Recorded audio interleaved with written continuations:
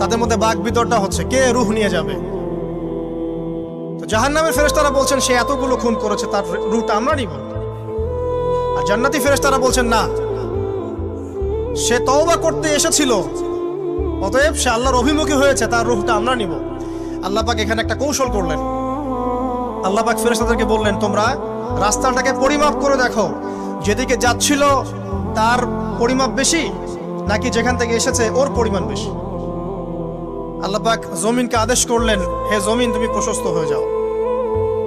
এবার পরিমাপ করে দেখা গেল সে তওবার দিকে আসছিল, এর পরিমাণটা বেশি।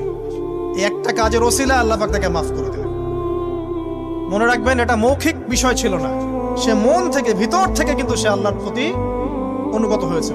এই মনের বিষয়টা আল্লাহ ছাড়া কেউ জানে না।